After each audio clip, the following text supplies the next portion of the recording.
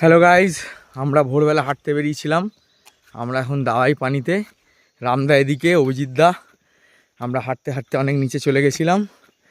এখন আমরা উপরে উঠছি মানে গত 1 ঘন্টা ধরে উঠেই চলেছি। আমরা তার গন্তব্যে পৌঁছাতে পারছি না। ব্যাপারটা খুবই সিম্পল। এই যে আমাদের সাথে আছেন সিংহদুয়ারি মন্দিরের শ্রেষ্ঠ পথপ্রদর্শক অভিজিৎ হালদার, তারপর মাতা রানীর আশীর্বাদ নিয়ে রামদা। আমরা যাচ্ছি, উঠেই যাচ্ছি। রাস্তা শেষ হচ্ছে না, উঠছি। আবার নেক্সট ভিডিও হবে যখন আমরা পুরোপুরি উঠে যাব। রাস্তা দেখুন, ঘন কুয়াশা,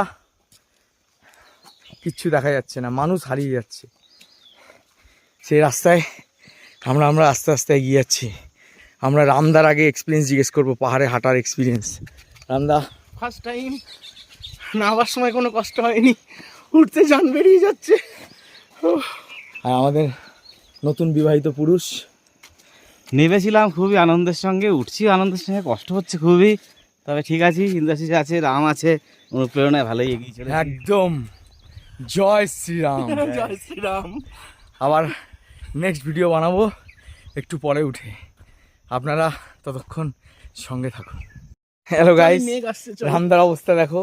রামদার উঠতে পারছে না, অভিজিৎ দাও তাই। আমিও কিছু বাদ নাই, কিন্তু উঠছি। মনের জোর is very important. Try to understand my feeling.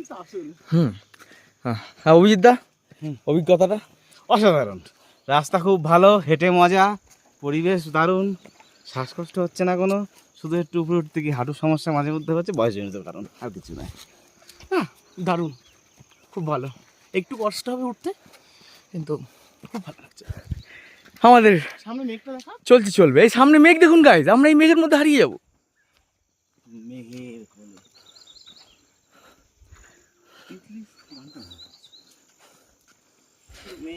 হাঁটছি, হেঁটেই চলেছি, ভাল লাগছে।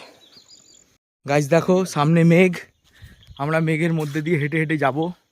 এবং আমার 2 সাথী অভিজিৎ দা, রামদা, ওরাও আস্তে আস্তে আসছে।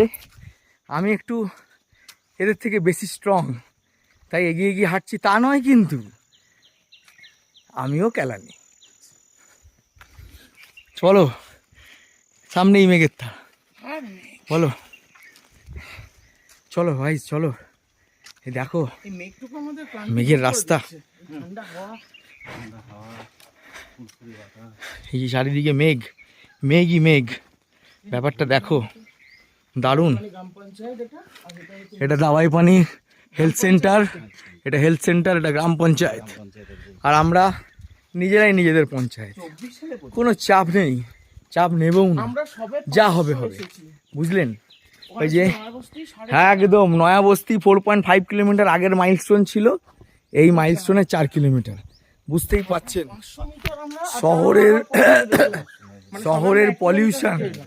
শহরের পলিউশন আমাদের কি অবস্থা করে নিয়েছে। শহরের পলিউশন নিয়ে তোমার কিছু কথা অভিজিৎ দা? মারাত্মক। ওই পলিউশনের সঙ্গে এখন হয়ে গেছে তোমার কথা, এই পুরো বল। কি শহরের পলিউশন? হ্যাঁ, শহরের পলিউশন পুরো খারাপ জিনিস। এখানে পলিউশন নেই, 2 দিন পরে আমাদের পলিউশনে গিয়ে ঢুকতে হবে। রামদা কালকে বলছিল গাইস, যে যদি পুজোর ছুটিতে রামদা এখানে 1 সপ্তাহ থাকতে পারে, তাহলে রামদা নাকি রোগা হয়ে যাবে। রোগা হয়ে যাবো। রামদা তোমার বাণী একটু বলো। আমার 92 রোড রয়েছে, আমি যা মনে হচ্ছে সকালবেলায় হাঁটবো 1-1.5 ঘন্টা, বিকেলবেলায় 2বার এরকম চড়াই ভাঙলে 7 দিনে 70 নিচে চলে যাবো আমি। তুমি? এখানে যা ফ্রেশ আমি ভেজিটেবল মোটামুটি আছে, রোগাই আছি, তবে হ্যাঁ হাঁটাচলা এরকম ভাবে করলে না, তোমার একটা ফ্যাটি লিভারের প্রবলেম আছে তুমি বলে। হয়ে যাবে, একদম নির্মূল হয়ে যাবে ওটা। আর এখানে যা তোমার ভালো ভেজিটেবলস আছে, আমি রিল্যাক্সে আছি, আমার কোনো টেনশন নেই, সব ঠিক আছে। লাল সেলাম। রামদা, অভিজিৎ দা এবং আমি তিনজনেই আস্তে আস্তে আমরা আমাদের হোমস্টের দিকে এগিয়ে এসেছি। অনেকটাই পৌঁছে গেছি।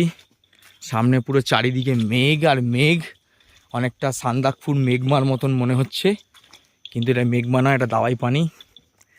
রাস্তায় আমাদের একজন পথের বন্ধু বসে আছেন, ডান দিকে আমাদের গাড়ি। এটা হলো আমাদের স্যারের হোমস্টে এবং উপরে সাহেলি রহমান লস্কর আমাদের সাথে, আমাদের যাত্রী। এটা আমাদের স্যারের হোমস্টে। উপরে পুটু দাঁড়িয়ে আছে, তার নিচে আমাদের দাদা রাজুদা। আস্তে আস্তে আমরা হোমস্টের দিকে এগোচ্ছি। এটা পুটু নয়।